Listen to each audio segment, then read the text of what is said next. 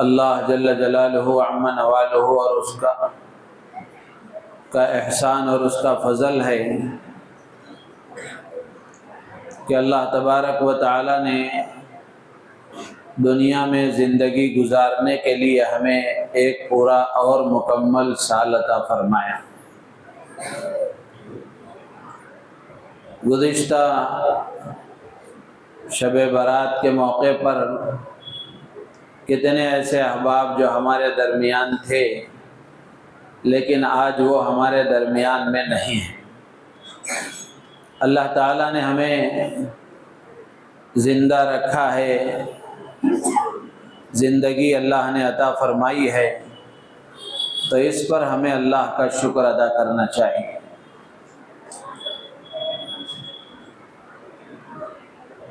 دنیا میں آدمی اللہ کے حکم سے آیا ہے اور اللہ ہی کے حکم سے جائے گا۔ نہ آنے میں ہماری مرضی کا کوئی دخل ہے، نہ جانے میں ہماری مرضی کا کوئی دخل ہے۔ عقل مندی کا تقاضا یہ ہے کہ درمیان کی زندگی بھی اللہ کے حکم کے مطابق گزرے، درمیان کی زندگی بھی اللہ کی رضا کے ساتھ، اللہ کو راضی کرنے والے اعمال کے ساتھ گزرے۔ اگر یہ درمیان کی زندگی اللہ کے حکموں کے بغیر اور اللہ کی اطاعت کے بغیر گزر گئی تو پھر آدمی کے لیے دنیا کے بعد والی جو زندگی ہے وہ بڑے خسارے کی ہے۔ دنیا تو بہرحال گزر جائے گی، اس لیے کہ دنیا میں کوئی بھی حال ہمیشہ نہیں رہتا۔ آج آدمی خوش ہے تو ہمیشہ خوش ہی رہے ضروری نہیں ہے، آج آدمی پریشان ہے ہمیشہ پریشانی باقی رہے ضروری نہیں ہے۔ اللہ تبارک و تعالیٰ نے دنیا کا نظام ہی ایسا بنایا ہے کہ یہاں کوئی بھی حال ہمیشہ نہیں رہتا، یہ دنیا بدلتی رہتی ہے، کبھی پریشانی ہے تو کبھی آسانی ہے، کبھی مصیبت ہے تو کبھی آدمی کے لیے راحت ہے۔ تو اس لیے اصل کامیابی تو آدمی کی آخرت کی ہے۔ اللہ تعالیٰ نے قرآن میں فرمایا فَمَنْ زُحْزِحَ عَنِ النَّارِ وَأُدْخِلَ الْجَنَّةَ فَقَدْ فَازَ، جو آدمی جہنم سے بچا لیا گیا اور جنت میں داخل کر دیا گیا وہ کامیاب ہو گیا۔ تو اصل کامیابی تو آخرت کی ہے، اور آخرت کی کامیابی کا کچھ نہ کچھ اثر اللہ دنیا میں بھی دکھاتے ہیں۔ وہاں کے کچھ اثرات دنیا میں بھی آدمی کی زندگی میں ظاہر ہوتے ہیں۔ ایسا نہیں ہے کہ آخرت میں کامیاب ہونے والا دنیا میں پریشان ہی رہے گا، ایسا نہیں ہے۔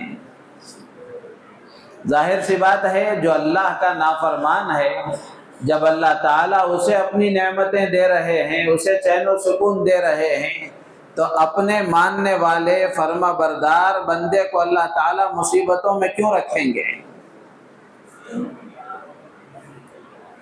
ہاں کچھ وقت آدمی کے لیے لگتا ہے کہ اللہ تعالیٰ آزماتے ہیں، کچھ حالات ناموافق اللہ تعالیٰ لاتے ہیں بندوں کو آزمانے کے لیے کہ بندہ واقعتاً اللہ کی طرف متوجہ ہے یا نہیں ہے، یا پھر آدمی اچھے حالات ہیں تو اللہ کی طرف متوجہ ہے، اور اگر حالات ناموافق ہو گئے تو پھر آدمی اللہ سے بدظن ہو کر اللہ سے دور ہو جاتا ہے۔ اللہ تعالیٰ دیکھنا چاہتے ہیں، امتحان لیتے ہیں۔ امتحان کے زمانے میں جو آدمی ٹک جاتا ہے اور مضبوطی کے ساتھ استقامت کے ساتھ قائم رہ جاتا ہے، پھر اللہ تبارک و تعالیٰ آگے اس کے لیے راحتوں کا انتظام کر دیتے ہیں، آگے اس کے لیے سہولتوں کا انتظام کر دیتے ہیں۔ اور جو آدمی امتحان کے وقت میں پھسل جاتا ہے اور استقامت کے ساتھ مضبوطی کے ساتھ جمتا نہیں ہے، پھر وہ آدمی حالات کا شکار ہو جاتا ہے، اللہ سے دور ہو جاتا ہے۔ تو اس لیے میرے عزیز و دوست بزرگوں، اللہ تبارک و تعالیٰ نے ہم سب کو یہ مبارک زندگی عطا فرمائی ہے اور 1 سال اللہ نے ہمیں دیا ہے، تو اس پر ہمیں اللہ کا شکر ادا کرنا چاہیے اور اس کے ساتھ ساتھ آدمی کو احتساب بھی کرنا چاہیے، اس لیے کہ آج کی جو رات ہے بڑی مبارک رات ہے۔ اس کے سلسلے میں حدیثوں میں جو فضیلتیں بیان فرمائی گئی ہیں وہ فضیلتیں جمعے میں نے آپ کے سامنے تفصیل سے عرض کی ہیں کہ اللہ کے نبی علیہ الصلاۃ والسلام نے حدیثوں میں اس رات کا تذکرہ فرمایا کہ یہ مبارک رات آتی ہے تو اللہ تبارک و تعالی آسمان دنیا پر تشریف لاتے ہیں، اور آسمان دنیا پر آنے کے بعد اللہ کی طرف سے اعلان ہوتا ہے، اللہ کی طرف سے اعلان ہوتا ہے کہ حل من مستغفر فاغفر لہ، کہ ہے کوئی مغفرت چاہنے والا، اپنے گناہوں سے معافی کی بھیک مانگنے والا، کہ میں اس کے گناہوں کو معاف کروں۔ اور اسی طرح حل من مسترزق فارزقہ، کہ ہے کوئی رزق کا طلب کرنے والا، روزی کا طلبگار، کہ میں اس کو روزی عطا کروں۔ الا مبتلا فهو عافی، کہ ہے کوئی پریشان حال، ہے کوئی مصیبتوں کا مارا، ہے کوئی دکھوں میں مبتلا آدمی، جو اپنی پریشانیوں کا تذکرہ میرے سامنے کرے تاکہ میں اس کی پریشانیوں کو دور کروں، اسے عافیت دوں۔ تو اللہ کی طرف سے پوری رات یہ اعلان ہوتا رہتا ہے، جیسے ہی سورج غروب ہوتا ہے وہاں سے رات شروع ہوتی ہے اور صبح صادق پر رات مکمل ہوتی ہے۔ یہ پوری رات اللہ کی طرف سے یہ اعلان ہوتا رہتا ہے۔ تو جو اللہ کے اس اعلان پر لبیک کہتے ہوئے اللہ سے اپنے گناہوں کی معافی کی بھیک مانگے، روزی طلب کرے، پریشانیوں سے نجات طلب کرے، تو ایسا بندہ خوش نصیب ہے۔ جو اس رات سے فائدہ اٹھا لے وہ خوش نصیب ہے۔ لیکن میرے عزیز و دوست بزرگوں، جمعے میں نے عرض کیا تھا کہ اللہ کے نبی علیہ الصلاۃ والسلام نے حدیث میں فرمایا کہ ایسی مبارک راتیں جن میں اللہ کی طرف سے عام مغفرت کا اعلان ہوتا ہے، عام مغفرت کا اعلان ہوتا ہے۔ حدیثوں میں مختلف الفاظ ہیں۔ ایک حدیث میں اللہ کے نبی علیہ الصلاۃ والسلام نے فرمایا کہ اللہ تعالیٰ ساری مخلوق کی مغفرت فرماتے ہیں۔ ایک حدیث میں فرمایا سارے بندوں کو اللہ معاف فرماتے ہیں۔ لیکن کچھ بدنصیب بندے ایسے ہیں جو ایسی مبارک راتوں میں بھی اللہ کی رحمت سے محروم ہیں، اللہ کی بخشش سے محروم ہیں، اور اللہ کی طرف سے نازل ہونے والی رحمتوں سے محروم ہیں۔ اللہ کے نبی علیہ الصلاۃ والسلام نے ان بندوں کی نشاندہی فرمائی، ان کا تذکرہ فرمایا کہ وہ کون بدبخت اور بدقسمت لوگ ہیں، بد نصیب لوگ ہیں جو ایسی مبارک راتوں میں بھی اللہ کی رحمت سے محروم ہیں۔ تو اللہ کے نبی علیہ الصلاۃ والسلام نے ایک حدیث میں فرمایا کہ ان اللہ هذه الليلة ليلة النصف من شعبان وللہ فیہا عتقاء من النار بعدد شعور غنم کلب۔ اللہ کے نبی علیہ الصلاۃ والسلام فرماتے ہیں کہ شعبان کی 15ویں رات میں اللہ تعالیٰ بنو کلب کی بکریوں پر جتنے بال ہیں ان بالوں کی تعداد کے بقدر لوگوں کو معاف فرماتے ہیں، جہنم سے نجات عطا فرماتے ہیں، لیکن لا ينظر اللہ فیہا الی مشرک۔ اللہ کے نبی علیہ الصلاۃ والسلام نے فرمایا کہ ایسی مبارک رات میں بھی جہاں اللہ تعالیٰ اپنے سارے بندوں پر نظر رحمت فرماتے ہیں، جہاں اپنے سارے بندوں کو معاف فرماتے ہیں، وہیں اللہ تبارک و تعالی اللہ کی ذات میں، اللہ کی صفات میں اور اللہ کے ساتھ شرک کرنے والے کی مغفرت تو دور کی بات ہے، اس کی طرف نظر رحمت بھی نہیں فرماتے ہیں، اس کی طرف دیکھتے بھی نہیں ہیں۔ اسی طرح ولا الی مشاحن، اللہ کے نبی علیہ السلام فرماتے ہیں کہ ایسی مبارک رات میں اللہ تبارک و تعالی دل میں کینہ رکھنے والے، بغض اور عداوت اور دشمنی کا جذبہ دل میں رکھنے والے ایسے بد نصیب کی بھی اللہ تعالی مغفرت نہیں فرماتے ہیں۔ اسی طرح ولا الی قاطع رحم، اسی طرح رشتے ناتوں کو توڑنے والے کی بھی اللہ تعالیٰ مغفرت نہیں فرماتے ہیں۔ ولا الی مسبل، اسی طرح اپنے ازار کو، پینٹ کو، شلوار کو ٹخنے سے نیچے پہننے والا ایسے بدنصیب کی بھی اللہ تعالیٰ مغفرت نہیں فرماتے ہیں۔ اسی طرح ولا الی عاق لوالدیہ، اپنے والدین کے نافرمان کی بھی اللہ تعالیٰ مغفرت نہیں فرماتے ہیں۔ جو اپنے ماں باپ کی نافرمانی کرتا ہے، ان کو ستاتا ہے، پریشان کرتا ہے، ان کی خدمت کر کے ان کو راحت پہنچانے کے بجائے ان کو پریشان کرنے کی تدبیریں سوچتا ہے، اللہ تعالیٰ ایسے آدمی کی بھی مغفرت نہیں فرماتے ہیں۔ اسی طرح ولا الی مدمن خمر، جو شراب کا عادی ہے، نشے کا عادی ہے، ایسے آدمی کی بھی اللہ تعالیٰ مغفرت نہیں فرماتے ہیں۔ تو ان 6 لوگوں کا تذکرہ تو اللہ کے نبی نے ایک ہی حدیث میں فرمایا۔ سب سے پہلا آدمی ہے شرک کرنے والا، شرک اللہ کو بالکل پسند نہیں ہے۔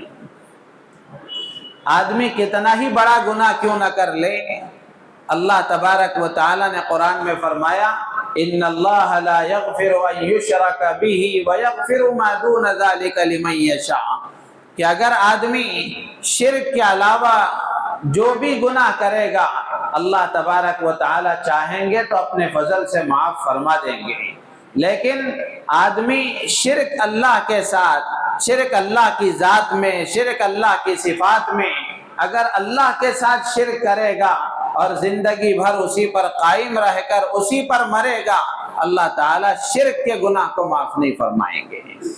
تو اس سے معلوم ہوتا ہے کہ شرک کتنا بڑا گناہ ہے۔ قرآن میں اللہ نے خود فرمایا ان الشرک لظلم عظیم، کہ شرک بڑا گناہ ہے۔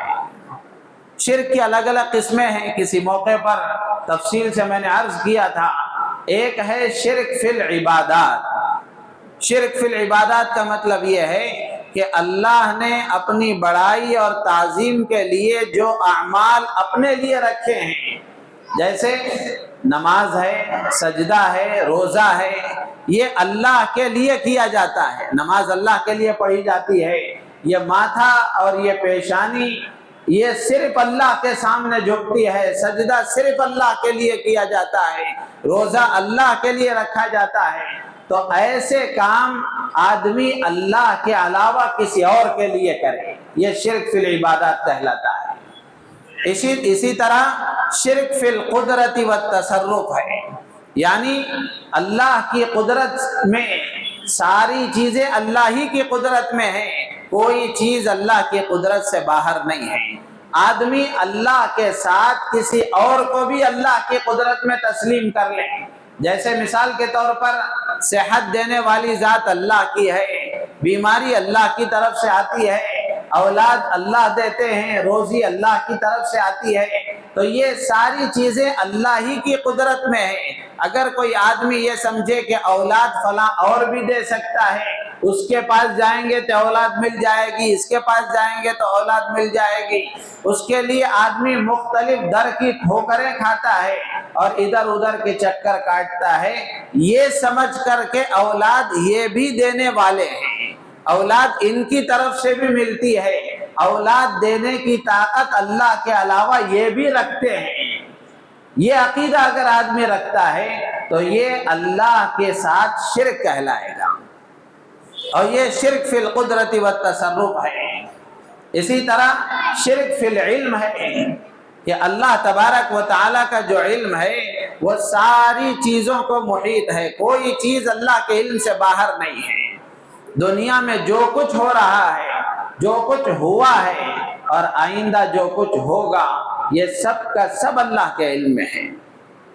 اب اگر کوئی آدمی، یہ اللہ کی شان ہے کہ اللہ تعالیٰ کو غیب کا علم حاصل ہے اور سب چیزوں کا علم اللہ کو حاصل ہے، اب اگر کوئی آدمی اللہ کی صفت میں کسی اور کو شریک کرے، کسی نبی کو، کسی ولی کو، کسی اور کو اگر اس علم میں شریک کرتا ہے تو یہ شرک فی العلم کہلاتا ہے، تو اس کی بھی گنجائش نہیں ہے۔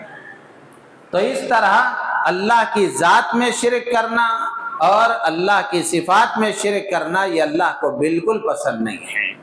اسی لیے اللہ کے نبی علیہ السلام نے فرمایا کہ ایسی مبارک راتیں جہاں اللہ کی طرف سے عام مغفرت کا اعلان ہوتا ہے، اللہ تعالیٰ اپنے سارے بندوں پر نظر کرم فرماتے ہیں، لیکن اللہ کے ساتھ شرک کرنے والے کو اللہ تعالیٰ معاف نہیں فرماتے ہیں۔ اللہ کے ساتھ شرک کرنے والے کی طرف اللہ نظر نہیں فرماتے، اس کی طرف دیکھتے بھی نہیں۔ تو اس لیے ہر آدمی کی ذمہ داری ہے کہ وہ اپنے آپ کو شرک سے بچائے، معلوم کرے، علماء سے معلوم کرے کہ کون سے کام ہیں جو شرک کے دائرے میں آتے ہیں اور کون سے کام ہیں جس کی وجہ سے آدمی ایمان سے باہر ہو جاتا ہے۔ ایمان اللہ کی بڑی دولت ہے، اللہ کی بڑی نعمت ہے جو اللہ نے ہمیں عطا فرمائی ہے۔ تو ہر مسلمان کی ذمہ داری ہے کہ وہ اپنے ایمان کی حفاظت کرے، کفر سے، شرک سے اور کفر کے اسباب سے، شرک کے اسباب سے اپنے آپ کو بچانے کی فکر کرے۔ تو یہ پہلا آدمی ہے۔ اور دوسرا آدمی اللہ کے نبی علیہ السلام نے فرمایا کہ وَلَا إِلَى مُشَاحِنٍ، مشاحن کہتے ہیں، ایک روایت میں ہے او فی قلبہ شحنا، یا ایسا آدمی جس کے دل میں کینہ ہے، بغض ہے، عداوت ہے، دشمنی ہے اپنے کسی مسلمان بھائی سے، دل میں عداوت ہے، بغض ہے۔ اب ظاہر سی بات ہے کہ آدمی اس سے بدلہ نہیں لے سکتا یا براہ راست اس کو فیس نہیں کر سکتا، تو دل میں اس کے سلسلے میں اس کینے اور کپٹ کی وجہ سے، بغض کی وجہ سے جو سینے پر ایک قسم کا بھاری پن ہوتا ہے اور بوجھ ہوتا ہے، اسی کو کینہ کہتے ہیں۔ اللہ کے نبی علیہ السلام نے فرمایا کہ جس کے دل میں کینہ ہوتا ہے، اللہ تبارک و تعالی ایسی مبارک راتوں میں بھی اس کی مغفرت نہیں فرماتے ہیں۔ اس لیے کہ جو سینہ بے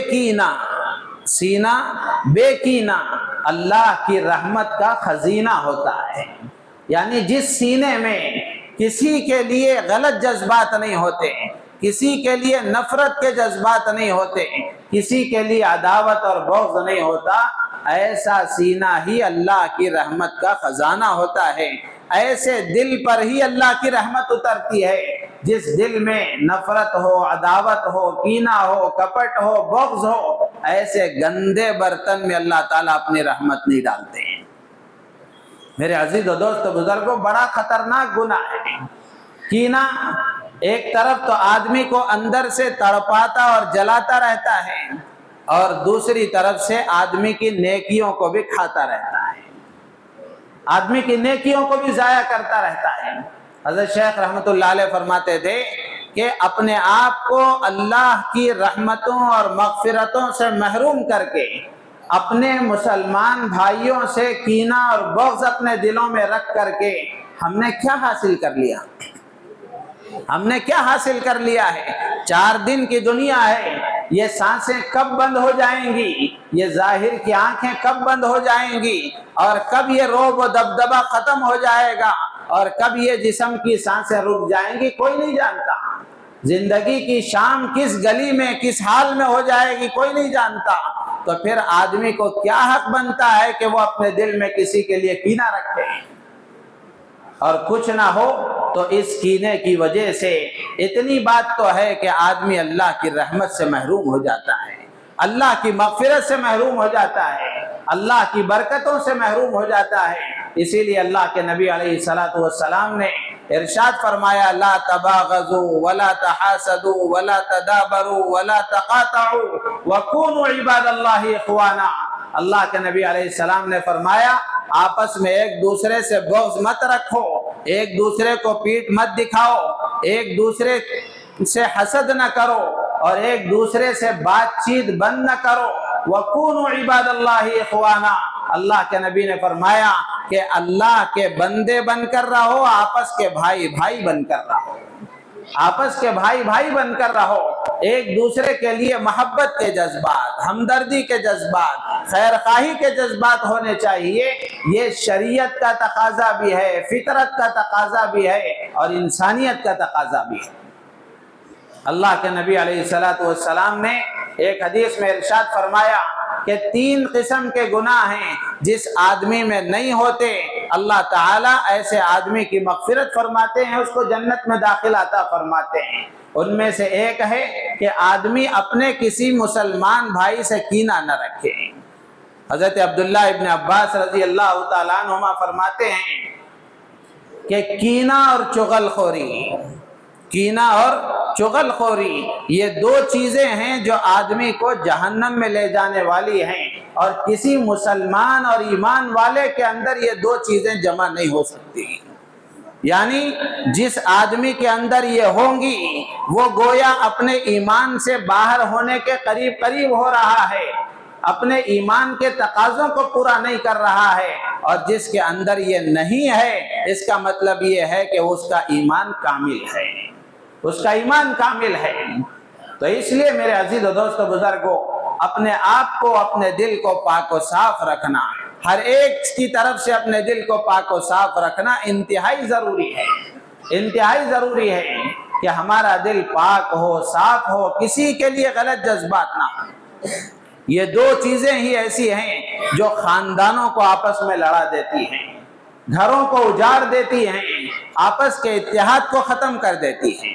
ایک کینہ ہے اور دوسرا چغل خوری ہے، کہ جب کینہ پیدا ہو جاتا ہے، دلوں میں میل آ جاتا ہے، تو پھر اس کے نتیجے میں یہ ہوتا ہے کہ آدمی چغل خوری پر اتر آتا ہے، اس کی بات اس کے پاس، اس کی بات اس کے پاس، تیسرے کی بات چوتھے کے پاس، چوتھے کی بات پانچویں کے پاس، اس طرح آدمی چغل خوری کر کے پورے ماحول کو بگاڑ دیتا ہے،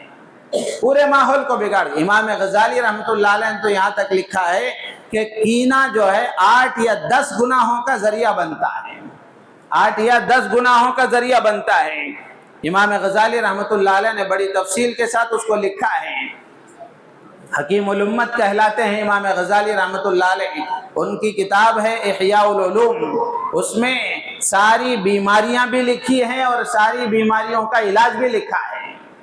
تو امام غزالی رحمۃ اللہ علیہ فرماتے ہیں کہ کینہ یہ 8 یا 10 گناہوں کا سبب ہے۔ پہلی چیز ہے کہ جب کینہ پیدا ہو جاتا ہے، دلوں میں میل آ جاتا ہے، تو اس کے نتیجے میں آدمی کے اندر حسد پیدا ہو جاتا ہے، دوسرے کی نعمت کو دیکھ کر جلنا اور اس کے اندر سے اس نعمت کے ختم ہو جانے کی تمنا اور خواہش کرنا، یہ جذبہ آدمی کے اندر پیدا ہو جاتا ہے۔ اور اللہ کے نبی علیہ السلام نے فرمایا ان الحسد یأکل الحسنات کما تأکل النار الحطب، کہ حسد نیکیوں کو ایسے کھا جاتا ہے جیسے آگ سوکھی لکڑی کو کھا جاتی ہے۔ جتنی اللہ کے نبی علیہ السلام چاہتے تو کچی لکڑی کو جو عربی میں کہا جاتا ہے وہ لفظ استعمال کر سکتے تھے، لیکن اللہ کے نبی علیہ السلام نے حطب کا لفظ استعمال فرمایا۔ حطب کہتے ہیں سوکھی لکڑی کو، یعنی آگ جس طرح تیزی کے ساتھ سوکھی لکڑی کو جلا دیتی ہے، اسی طرح حسد آدمی کے نیکیوں کو جلا دیتا ہے، جلا کر خاک کر دیتا ہے۔ تو اس لیے کینے کی وجہ سے حسد پیدا ہوتا ہے۔ اور دوسری بات امام غزالی فرماتے ہیں شماتت پیدا ہوتی ہے، یعنی اس کو اگر کوئی تکلیف پہنچے تو یہ اس کو راحت ہوتی ہے، خوشی ہوتی ہے کہ سامنے والا تکلیف میں مبتلا ہو گیا، کہ اس کی تکلیف کو دیکھ کر خوشی ہوتی ہے کہ اچھا ہوا اور زیادہ مرے تکلیفوں میں جا کر کے۔ اللہ کے نبی علیہ السلام نے حدیث میں دشمنوں کی طرف سے اس طرح کی خوشی سے آپ نے پناہ چاہیے، اللہم انی اعوذ بک من شماتت الاعداء، کہ اللہ میں تجھ سے دشمنوں کی طرف سے ہونے والی، مجھ پر ہونے والی تکلیفوں پر ان کو جو خوشی ہوتی ہے، وہ جو ہنستے ہیں، اس سے میں تجھ سے پناہ چاہتا ہوں۔ آپ نے پناہ مانگی ہے شماتت اعداء سے، تو کینے کی وجہ سے یہ چیز پیدا ہوتی ہے۔ اسی طرح سلام کا جواب نہ دینا، حقارت کی نگاہ سے دیکھنا، اور غیبت میں مبتلا ہونا، جھوٹ میں مبتلا ہونا، اور اسی طرح فحش گوئی، اس کے بعد پھر اس کا تذکرہ اچھے انداز سے نہیں ہوتا، اس کے لیے اچھے الفاظ کا استعمال نہیں کیا جاتا، پھر آدمی غیبتوں میں مبتلا ہو جاتا ہے، اس کے تذکرے ہونے لگتے ہیں، اور پھر اس کے آگے بڑھ کر ظاہر سی بات ہے کچھ مرچ مسالہ لگائے بغیر کام بنتا نہیں ہے، تو پھر آدمی جھوٹ میں مبتلا ہو جاتا ہے، اور پھر وہ اندر کو بھڑکنے والی آگ ہے، آدمی کی زبان کے غلط چلنے پر اس کو آمادہ کر دیتی ہے، اس کے بول گندے ہو جاتے ہیں، وہ فحش گوئی میں مبتلا ہو جاتا ہے۔ اور پھر اسی طرح امام غزالی فرماتے ہیں کہ مسخرہ پن پیدا ہوتا ہے، یعنی ہنسی مذاق، کہ اس کو لے کر ہنسی مذاق اڑایا جائے، اس کی ذات کو، اس کے اوصاف کو، اس کی باتوں کو لے کر مذاق اڑایا جائے، یہ چیزیں پیدا ہو جاتی ہیں۔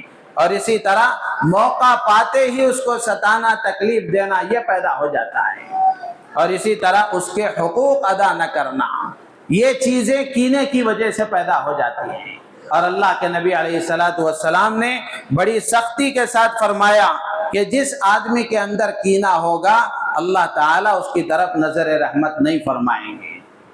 صرف ایسی مبارک راتوں ہی میں نہیں، ایک اور روایت میں اللہ کے نبی علیہ السلام نے فرمایا کہ ہر پیر اور جمعرات کو بندوں کے اعمال اللہ کی بارگاہ میں پیش کیے جاتے ہیں۔ ایک روایت میں یہ ہے کہ ہر پیر اور جمعرات کو جنت کے دروازے کھول دیے جاتے ہیں اور اللہ تبارک و تعالی اپنے بندوں کی طرف نظر رحمت فرماتے ہیں، ان کے گناہوں کو معاف فرماتے ہیں۔ لیکن جب ایسے آدمی کا تذکرہ ہوتا ہے کہ جس کے دل میں دوسرے کے سلسلے میں حسد اور کینہ ہوتا ہے، اللہ تبارک و تعالی کی طرف سے ارشاد ہوتا ہے انظروا ھذین حتی یصطلحا۔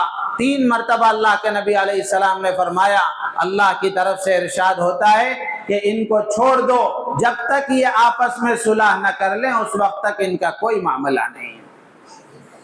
اور ایسی مبارک راتوں میں بھی اللہ تبارک و تعالیٰ کی طرف سے یہی معاملہ ہوتا ہے کہ اللہ تعالیٰ فرماتے ہیں کہ ان کینہ کپٹ والوں کو ان کی حالت پر چھوڑ دو جب تک کہ وہ اپنے کینہ کپٹ سے باز نہ آ جائیں۔ تو اس لیے میرے عزیز و دوست و بزرگوں، ہم میں سے ہر ایک کی ذمہ داری ہے کہ آدمی جس شعبے میں بھی لگا ہوا ہے، زندگی کے ہر مرحلے میں آدمی اپنے دل کو پاک و صاف رکھنے کا عادی بنائے۔ اپنے دل کو پاک و صاف رکھنا یہ اللہ کے نبی علیہ السلام کی سب سے بڑی سنت ہے، سب سے بڑی سنت ہے۔ آج ہر سنت کو ادا کرنا آدمی کے لیے آسان ہے، لیکن اس سنت کو ادا کرنا ذرا مشکل ہے۔ لیکن اس سنت کو ادا کیے بغیر دوسری سنتوں کا کوئی فائدہ نہیں۔ اللہ کے نبی علیہ السلام نے اپنے خادم خاص حضرت انس رضی اللہ تعالیٰ عنہ سے فرمایا یا بنی ان قدرت ان تصبح وتمسی وليس في قلبك غش لأحد فافعل وذلك من سنتی۔ اللہ کے نبی علیہ السلام نے فرمایا کہ بیٹا صبح شام میں اگر تم یہ کام کر سکو تو کرو کہ تمہارے دل میں کسی کے لیے بغض نہ ہو، عداوت نہ ہو، غلط جذبہ نہ ہو۔ پھر آپ نے فرمایا وَذَلِكَ مِن سنتی، یہ میری سنت ہے۔ فَمَنْ أَحَبَّ سُنَّتِي فَقَدْ أَحَبَّنِي وَمَنْ أَحَبَّنِي كَانَ مَعِي فِي الْجَنَّةِ۔ ترمذی کی روایت ہے، اللہ کے نبی فرماتے ہیں کہ یہ میری سنت ہے۔ اس کے بعد اللہ کے نبی نے فرمایا کہ جو میری سنت سے محبت کرتا ہے وہ میرے ساتھ ہوتا ہے، وہ مجھ سے محبت کرنے والا کہلاتا ہے، اور جو مجھ سے محبت کرنے والا ہوگا وہ جنت میں میرا ساتھ ہوگا۔ تو نتیجہ کیا ہوا کہ اپنے دل کو پاک و صاف رکھنے والا جنت میں اللہ کے نبی علیہ السلام کا پڑوس اس کو نصیب ہوگا۔ تو اس لیے میرے عزیز و دوست بزرگوں، اور جو آدمی دل کا پاک و صاف ہوتا ہے اس کی وجہ سے لوگوں میں محبتیں پیدا ہوتی ہیں، اور جوڑ پیدا ہوتا ہے، توڑ پیدا نہیں ہوتا۔ خاندانوں میں، قبیلوں میں اور معاشرے میں، لوگوں میں محبتیں پیدا ہوتی ہیں۔ اور اس وقت میرے عزیز و دوست بزرگوں، چاہے مسلمان معاشرے کو ہم دیکھ لیں اور بازاروں میں دیکھ لیں، کاروباری لوگوں میں دیکھ لیں، یا پھر اپنے خاندانی نظام میں دیکھ لیں، کہ توڑ کی ایک بڑی وجہ یہ ہے کہ دل پاک و صاف نہیں ہے، دل پاک و صاف نہیں ہے۔ اور اللہ کے نبی علیہ السلام نے فرمایا کہ دل اگر پاک و صاف نہیں ہوگا، دل میں کینہ ہوگا، ایسی مبارک راتوں میں بھی اللہ تعالیٰ معاف نہیں فرمائیں گے اور اس کی طرف نظر رحمت نہیں فرمائیں گے۔ اور ہر پیر و جمعرات کو اللہ کی بارگاہ میں جو اعمال بندوں کے پیش کیے جاتے ہیں اور اللہ تعالیٰ معاف فرماتے ہیں، ایسے موقع پر بھی اللہ تعالیٰ یہ کہہ دیتے ہیں کہ ان کو اپنے حال پر رہنے دو، جب تک یہ اپنا معاملہ خود حل نہ کر لیں ان کا کوئی معاملہ نہیں ہے۔ ان کے ساتھ کوئی سلوک نہیں کیا جائے گا۔ تو اس لیے اولاد کو اپنے ماں باپ کے سلسلے میں، ماں باپ کو اپنی اولاد کے سلسلے میں، بھائیوں کو اپنی بہنوں کے سلسلے میں، بہنوں کو اپنے بھائیوں کے سلسلے میں، سسرالی رشتہ داروں کے سلسلے میں، اور اپنے خاندانی رشتہ داروں کے سلسلے میں، کاروباری پارٹنروں کے سلسلے میں، اور ملنے جلنے والوں کے سلسلے میں جس سے بھی ہمارا تعلق ہے ان سے اپنے دل کو پاک و صاف رکھنا، یہ اللہ کے نبی کی سب سے بڑی سنت ہے۔ اللہ کے نبی علیہ السلام کے پاس کوئی کسی کی شکایت لے کر جاتے، اللہ کے نبی علیہ السلام یہ فرماتے تھے کہ تم میرے سامنے کسی کی شکایتیں لے کر نہ آیا کرو، میں یہ چاہتا ہوں کہ جب تمہارے سامنے آؤں تو ہر ایک کے سلسلے میں میرا دل پاک ہو، میرا دل صاف ہو۔ تو اس لیے میرے عزیز و دوست و بزرگوں، ہم میں سے ہر ایک کی ذمہ داری ہے کہ ہم میں سے ہر ایک آدمی اپنے بارے میں غور کرے، اگر اپنے اندر یہ بیماری ہے تو اس کو دور کرنے کی فکر کرے، اور اگر یہ بیماری نہیں ہے، اللہ نے پاک و صاف دل عطا فرمایا ہے، اللہ کا شکر ادا کرے، استقامت کی دعا کرے کہ اے اللہ جیسے تو نے یہ نعمت عطا فرمائی ہے اس پر استقامت بھی عطا فرما۔ یہ دو ہوئے۔ تیسرا، اللہ کے نبی علیہ السلام فرماتے ہیں کہ رشتے ناتوں کو توڑنے والا، رشتے ناتوں کو توڑنے والا، رشتہ ایک بہت بڑی چیز ہے، بہت بڑی نعمت ہے۔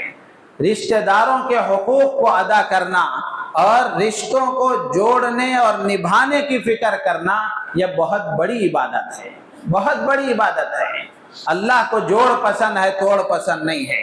اللہ کے نبی علیہ السلام نے فرمایا کہ لا يدخل الجنت قاطع، رشتے ناتوں کو توڑنے والا جنت میں نہیں جائے گا۔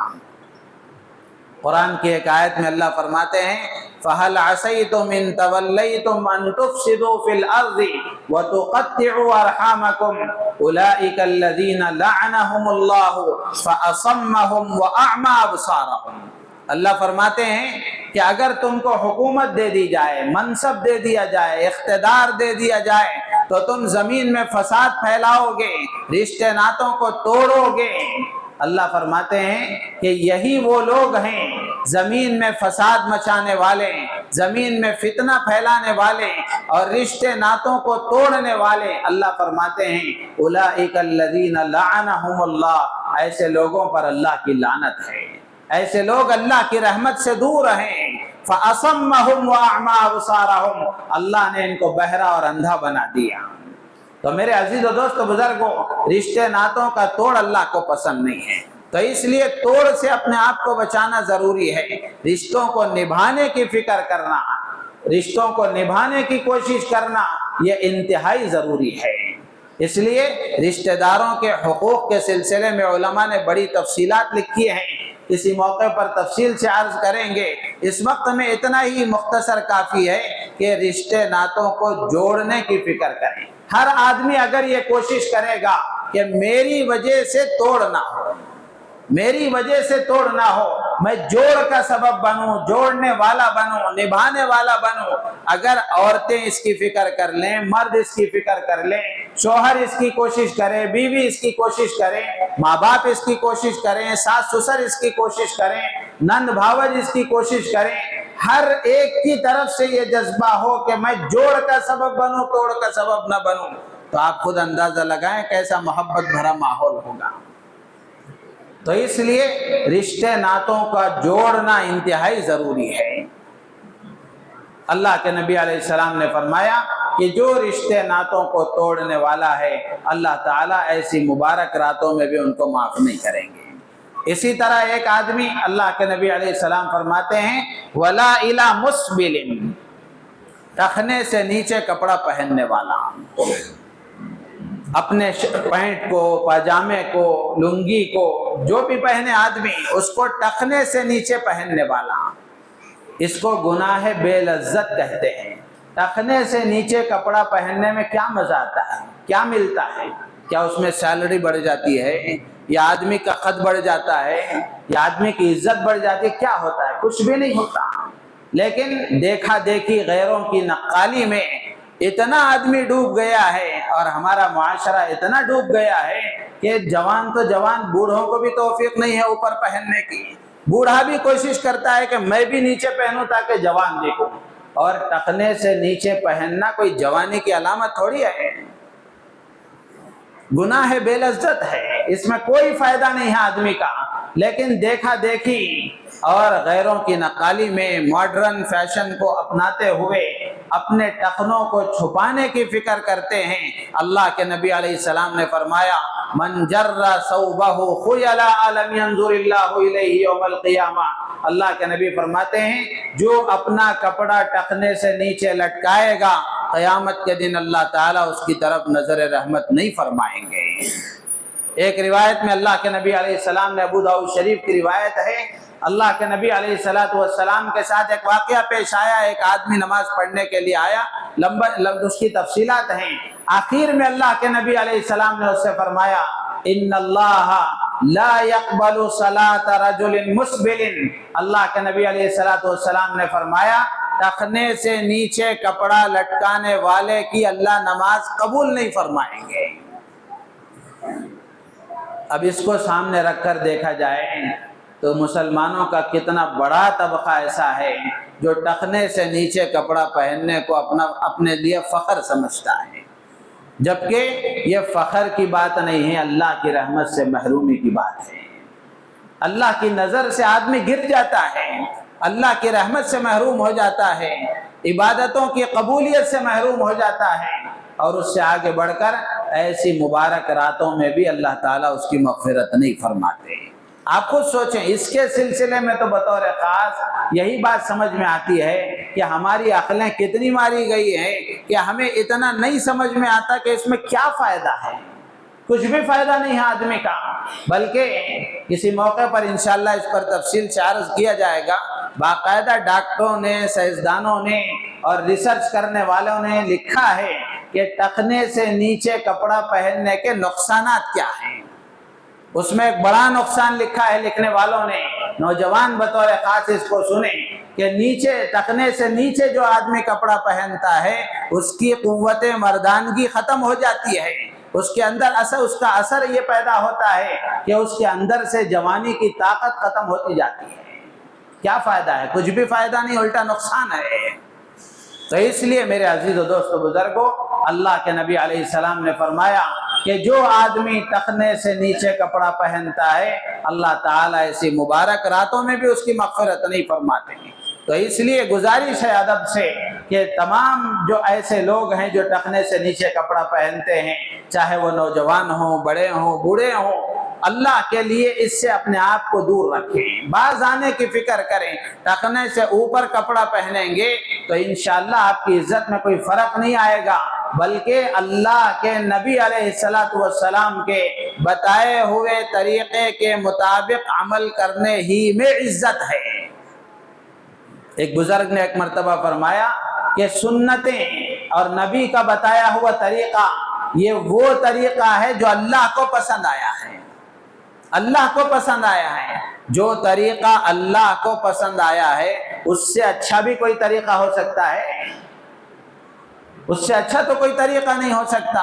तो हमारे नबी, हमारे आका, हम सब के मोहसिन आका इमामुल अंबिया हज़रत मोहम्मद रसूलुल्लाह सल्लल्लाहु अलैहि वसल्लम ने जब ये तालीम दी है कि टखने न ढाका करो, टखने खुले रखा करो, टखने से ऊपर कपड़े पहना करो, तो टखने से ऊपर पहनने ही में इज्जत है, उसी में फ़ायदा है, उसी में हमारे लिए नफ़ा है। अगर उसके खिलाफ हम करेंगे तो दुनिया वाले जो कुछ भी कहें, लेकिन अल्लाह की निगाह में भी हम गिर जाएंगे और अल्लाह के नबी अलैहिस्सलाम की निगाह में भी हम गिर जाएंगे। और सबसे बड़ा नुकसान ये है कि ऐसी मुबारक रातें आती ही इसलिए हैं ताकि हम अल्लाह के करीब हों, अल्लाह के मुक़र्रब बने, लेकिन ऐसी मुबारक रातों में भी इस गुनाह का इर्तिकाब करने वाला अल्लाह की नज़र रहमत से महरूम होता है, अल्लाह की तरफ से मग़फ़िरत उसकी नहीं होती। तो इसलिए इस मजलिस में इरादा कर लें कि जितने अहबाब इस गुनाह में मुलव्विस हैं, अल्लाह के लिए तौबा कर लें और अपने टखनों को खुला रखने की फिक्र करें, टखने से ऊपर कपड़ा पहनें। انشاءاللہ اس کی برکتیں ہوں گی۔ یہ سوچ کر کہ ہمارے نبی نے یہ طریقہ بتایا ہے تو میں نبی کے بتائے ہوئے طریقے پر عمل کروں گا، اس جذبے کے ساتھ یہ کریں، انشاءاللہ آپ کے دل میں ٹھنڈک پیدا ہوگی، اللہ کے نبی کی محبت میں اضافہ ہوگا اور اللہ کے تعلق میں اضافہ ہوگا۔ اسی طرح اللہ کے نبی علیہ السلام نے فرمایا وَلَا إِلَى مُدْمِنِ خَمَرٍ، کہ جو شراب کا عادی ہے، نشے کا عادی ہے، ایسے آدمی کی طرف بھی اللہ تعالیٰ نظر رحمت نہیں فرمائیں گے۔ اب اس کے سلسلے میں کیا کہا جائے؟ چھوٹے چھوٹے بچے نشے کے عادی ہیں، نوجوان بچے، نوجوان بچیاں نشے میں مبتلا ہیں، اور ہمارے محلے میں ماشاءاللہ آپ سنیں گے ایسی ایسی کارگزاریاں ہیں، کارگزاریاں ہی سناتے رہیں تو ایک پوری رات گزر جائے گی۔ عجیب عجیب نمونے، عجیب عجیب کارگزاریاں، چھوٹے چھوٹے بچے ہیں۔ کتنے بدقسمت ہیں وہ لوگ جو نشہ بیچنے والے ہیں، شراب بیچنے والے ہیں۔ ایک تو ہے آدمی تنہا اپنے لیے استعمال کر رہا ہے، اس کا اپنا معاملہ الگ ہے، لیکن جو بیچنے والا ہے اللہ کے ہاں اس کا کیا حل ہوگا؟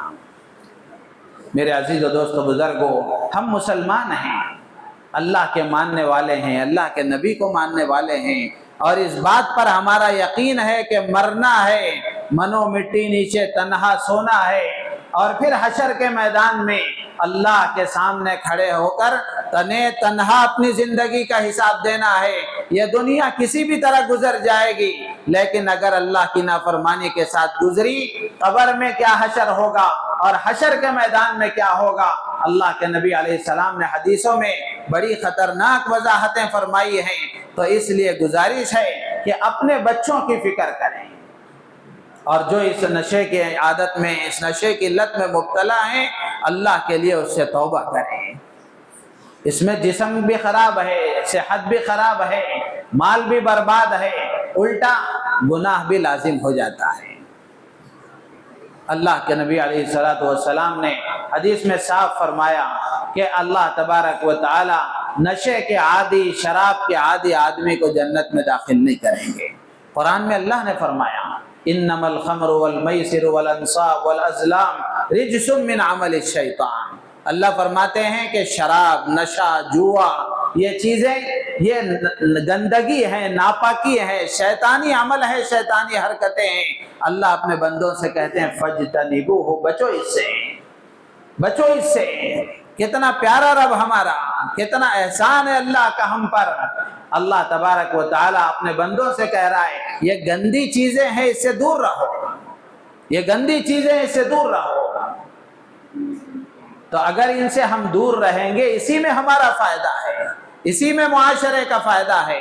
تو اس لیے معاشرے کے ہر فرد کی ذمہ داری ہے کہ اپنے معاشرے کو نشے کی لت سے باہر لانے کی کوشش کریں، اپنے نوجوانوں کی فکر کریں۔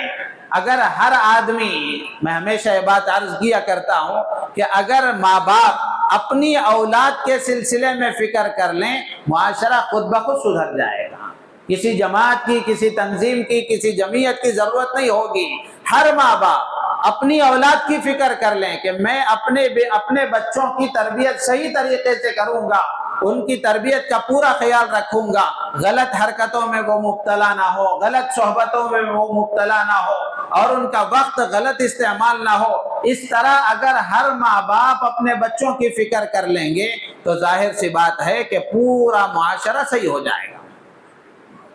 بات اصل یہاں بگڑتی ہے کہ ماں باپ اپنی اولاد کی جیسی فکر کرنی چاہیے اس فکر سے غافل ہو گئے۔ تو اس لیے نشے سے، شراب سے اپنے آپ کو دور رکھنا انتہائی ضروری ہے۔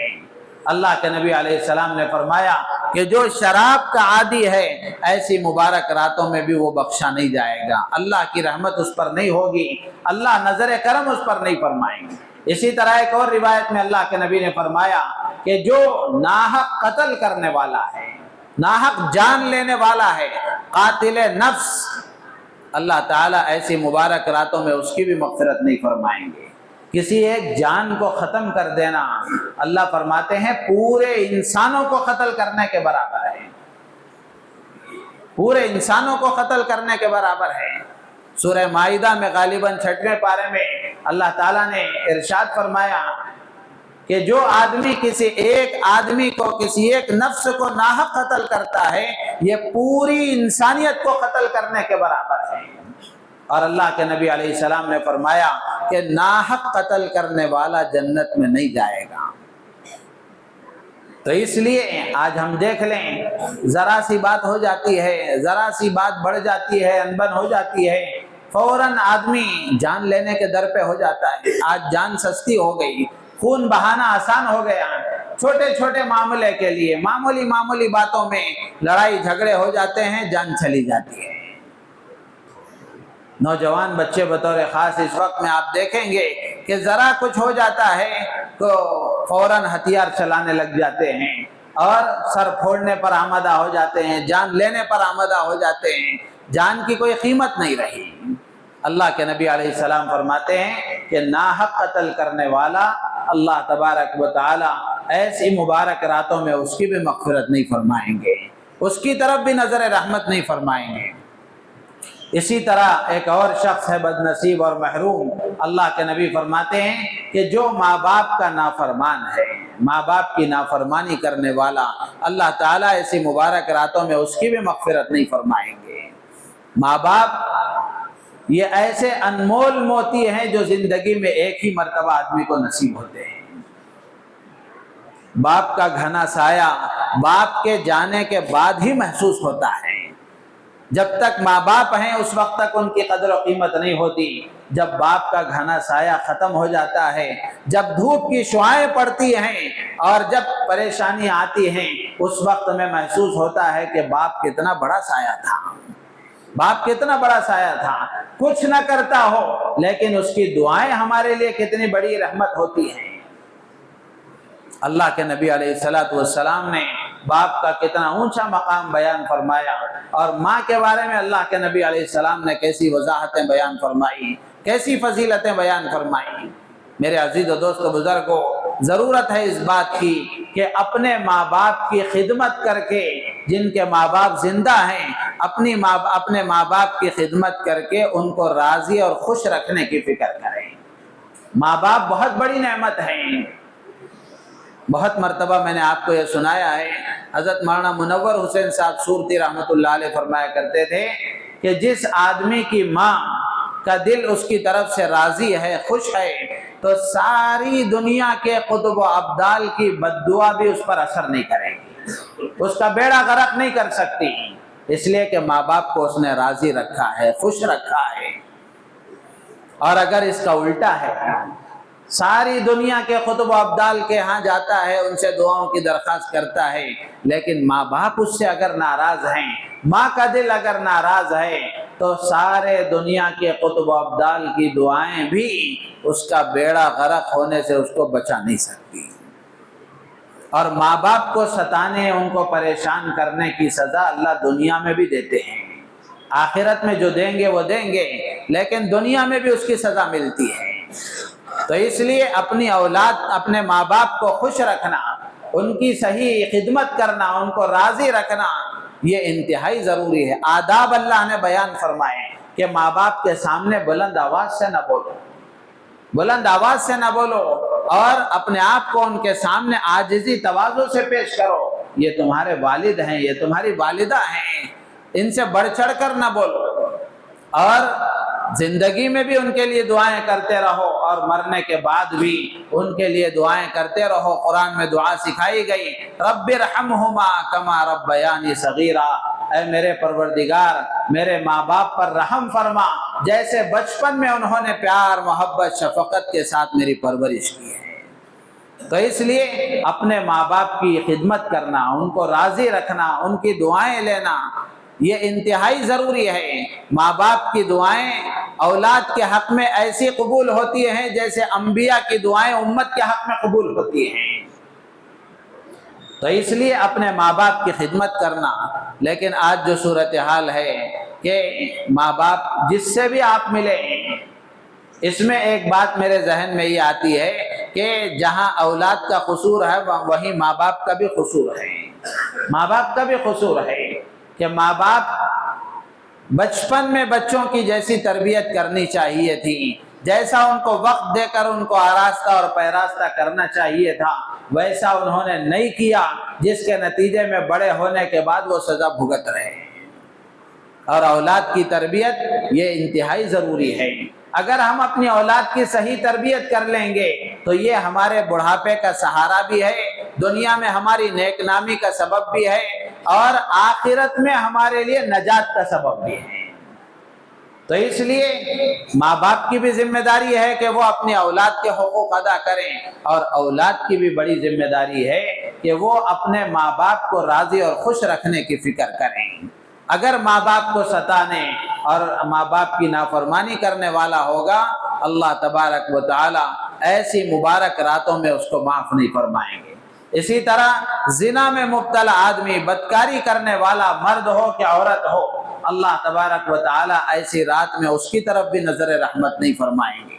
میرے عزیز و دوست و بزرگوں، نکاح مہنگا ہو جانے کی وجہ سے زنا سستا ہو گیا، نکاح مہنگا ہو گیا، شادیاں مہنگی ہو گئیں، فضول رسمیں ہم نے پیدا کر لیں، لمبے لمبے خرچ والے نکاح ہونے لگے، جس کے نتیجے میں غریبوں کی بیٹیاں اپنی جوانی اسی طرح گھروں میں گزار کر بوڑھی ہو رہی ہیں۔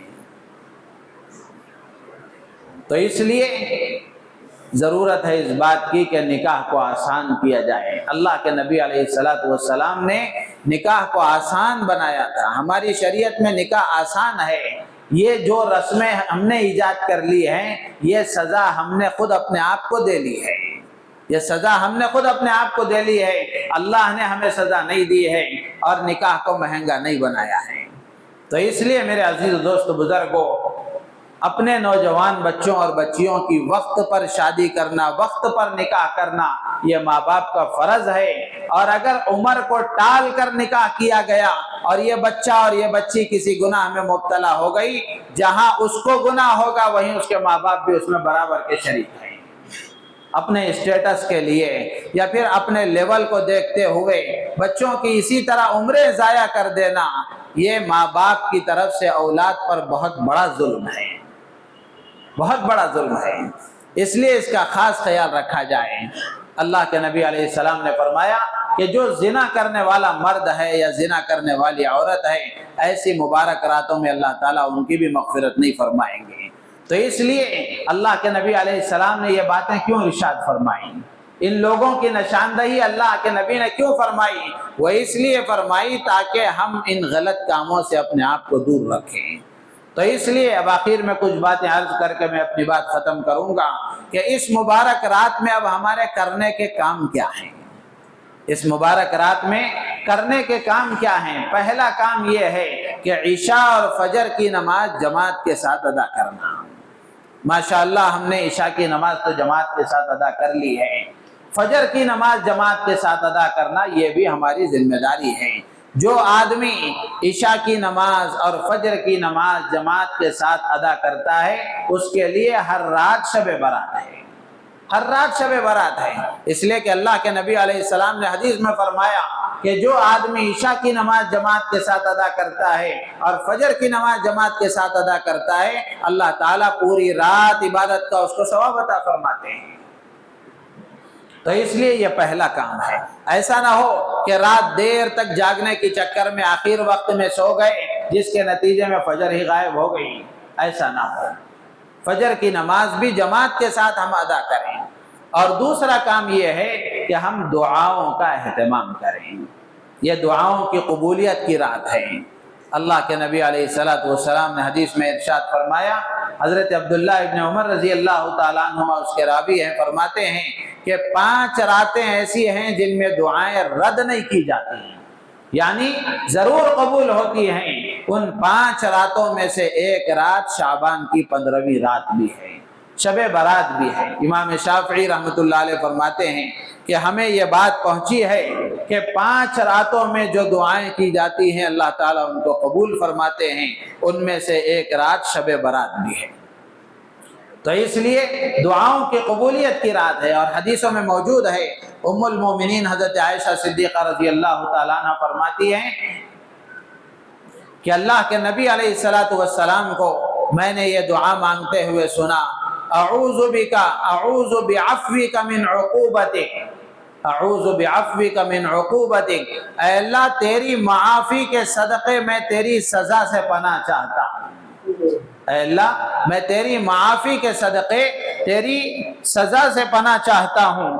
اور اسی طرح اللہ کے نبی علیہ السلام نے یہ دعا بھی فرمائی کہ اے اللہ میں تیری رضا کے ذریعے تیری ناراضگی سے پناہ چاہتا ہوں، وَأَعُوذُ بِرِضَاكَ مِن سَخَطِكَ، کہ اللہ تیری رضامندی کے صدقے میں تیری ناراضگی سے پناہ چاہتا ہوں، وَأَعُوذُ بِكَ مِنْكَ جَلَّ وَجْهُكَ، اے اللہ میں تجھ سے تیری طرف سے آنے والی پریشانیوں سے پناہ چاہتا ہوں، تیری ذات بڑی اونچی ہے، لا احصی ثناء علیک انت کما اثنیت علی نفسی۔ اللہ کے نبی علیہ السلام نے یہ دعا فرمائی، حضرت عائشہ صدیقہ رضی اللہ تعالیٰ عنہ نے یہ دعا سن لی اور اللہ کے نبی سے ذکر کیا تو اللہ کے نبی نے فرمایا کہ عائشہ کیا تم نے یہ جملے دعاؤں کے یاد کر لیے؟ تو حضرت عائشہ رضی اللہ تعالیٰ عنہ نے فرمایا کہ ہاں میں نے یاد کر لیے۔ اللہ کے نبی نے فرمایا اس کو سیکھو اور سکھاؤ، اس لیے کہ جبرائیل امین نے مجھے یہ کلمات سکھائے ہیں۔ تو اس لیے یہ دعاؤں کی قبولیت کی رات ہے، اور یہ رات فیصلوں کی رات ہے، فیصلوں کی رات ہے۔ اس رات میں اللہ کی طرف سے فیصلے ہوتے ہیں، اور تقدیر لکھی نہیں جاتی ہے، لکھی ہوئی تقدیر فرشتوں کے حوالے کی جاتی ہے۔ تقدیر تو لکھی ہوئی ہے، لیکن جو لکھا ہوا ہے وہ سالانہ بجٹ فرشتوں کے حوالے کیا جاتا ہے کہ اس سال کون مرنے والا ہے، اس سال کون پیدا ہونے والا ہے، اس سال کون حج کو جانے والا ہے، اس سال کس کا نکاح ہونے والا ہے، اس سال کس کو کتنی روزی دی جائے گی، یہ ساری چیزیں طے ہو جاتی ہیں اور فرشتوں کے حوالے کی جاتی ہیں۔ تو اس لیے اب آپ کے ذہن میں یہ بات آ رہی ہوگی جب سب لکھا ہوا ہے تو اب دعا کرنے کا کیا فائدہ؟ تو اللہ کے نبی علیہ السلام نے فرمایا لا يرد القضاء الا الدعاء، لا يرد القضاء الا الدعاء، کہ اگر ہمارے مقدر میں روزی کی تنگی لکھی ہوئی ہے یا ہمارے مقدر میں اور کچھ لکھا ہوا ہے، اللہ کے نبی علیہ السلام نے فرمایا تقدیر کو بدلنے والی اگر کوئی چیز ہے تو وہ دعا ہے۔ دعا ہے کہ آدمی دعا مانگے اللہ سے کہ اللہ اگر تو نے میرا نام بدبختوں میں بد نصیبوں میں لکھا ہے تو وہاں سے مٹا کر میرا نام خوش نصیبوں میں لکھ دے۔ اے اللہ اگر روزی کی تنگی میری مقدر میں ہے روزی کی کشادگی عطا فرما دے، میرے نکاح کا انتظام فرما دے، اولاد کا انتظام فرما دے، روزی کا انتظام فرما دے۔ اللہ کی طرف سے تو اعلان ہی ہوتا ہے، مغفرت ہے، کوئی مغفرت کا طلبگار میں اس کی مغفرت کروں، ہے کوئی روزی کا مانگنے والا میں اسے روزی دوں۔ کتنے ایسے ہیں جو جاب کی تلاش میں پریشان ہیں کہ کوئی جاب نہیں ملتی، کوئی کاروبار کا نظام نہیں بنتا۔ آج کی رات میں وہ اللہ سے یقین کے ساتھ مانگے، اس لیے کہ آج اللہ کی طرف سے فیصلہ ہونے والا ہے کہ اللہ میرے لیے روزی کا انتظام فرماتے ہیں۔ پریشانیوں میں مبتلا ہے، اللہ سے مانگے کہ اللہ پریشانیوں سے نجات کا کوئی انتظام فرما دے۔ تو اس لیے دعاؤں سے تقدیریں بھی بدل جاتی ہیں۔ تو اس لیے آج کی رات دعاؤں کی رات ہے، دعاؤں کی قبولیت کی رات ہے۔ اپنے لیے دعا کریں، اپنے بیوی بچوں کے لیے دعا کریں، اپنے ماں باپ کے لیے دعا کریں، اپنے رشتہ داروں کے لیے دعا کریں، اور مرحومین کے لیے دعا کریں، زندوں کے لیے دعا کریں، پوری امت کے لیے دعا کریں، پوری امت کے لیے دعا کریں، اس لیے کہ دینے والا اللہ ہے، دینے والا اللہ ہے۔ پورے کھلے دل کے ساتھ وسعت کے ساتھ اللہ کے خزانے سے ہم لیں، تاکہ یہ خزانے اللہ کے کس کے لیے؟ ہمارے ہی تو لیے ہیں، یہ خزانے ہمارے ہی لیے ہیں، اور اللہ نے اپنے خزانوں میں جو جو چیزیں رکھی ہیں وہ ہمارے ہی لیے رکھی ہیں۔ ہم لینے کا سلیقہ اگر سیکھیں گے اللہ تعالیٰ عطا فرما دیں گے۔ تو اس لیے دوسرا کام یہ ہے کہ دعاؤں کا اہتمام کریں۔ 10 منٹ، آدھا گھنٹہ، پونا گھنٹہ، جتنا وقت ملے لجاجت کے ساتھ گڑ گڑاتے ہوئے انفرادی طور پر ایک کونے میں بیٹھ کر تنہائی میں اللہ سے خوب دعائیں مانگیں۔ میرے عزیز و دوستو بزرگوں، دعا مانگنا بہت بڑی عبادت ہے، بہت بڑی عبادت ہے۔ ہم دیکھیں امام صاحب ربنا آتنا فی الدنیا پڑھتے ہیں، بعض لوگ اس کو بھی ہضم نہیں کرتے، اس سے پہلے ہی چلے جاتے ہیں، اور بعض لوگ اس کے بعد فوراً چلے جاتے ہیں۔ جبکہ فرض نمازوں کے بعد بھی دعا قبول ہوتی ہے۔ فرض نمازوں کے بعد دعا کا قبول ہونا یقینی ہے، اللہ کے نبی نے فرمایا۔ اور حضرت عبداللہ ابن مسعود رضی اللہ تعالیٰ عنہ کے بارے میں تو یہاں تک آتا ہے کہ ہم اپنے مسائل کو فرض نمازوں کے بعد اٹھا کر رکھتے تھے اور فرض نمازوں کے بعد دعائیں مانگتے تھے، اس لیے کہ اللہ کے نبی نے فرمایا کہ فرض نمازوں کے بعد دعائیں قبول ہوتی ہیں۔ تو اس لیے فرض نمازوں کے بعد یکسوئی سے بیٹھ کر خوب دعا مانگے، اور اگر نماز کے بعد سنت مؤکدہ ہے تو پہلے سنت پڑھیں پھر دعا مانگے، پہلے سنت پڑھیں پھر دعا مانگے، ایک سوئی کے ساتھ بیٹھ کر دعائیں مانگنے کی عادت ڈالیں۔ دعاؤں کے ذریعے سے اللہ تعالیٰ بہت سارے کام بنا دیتے ہیں۔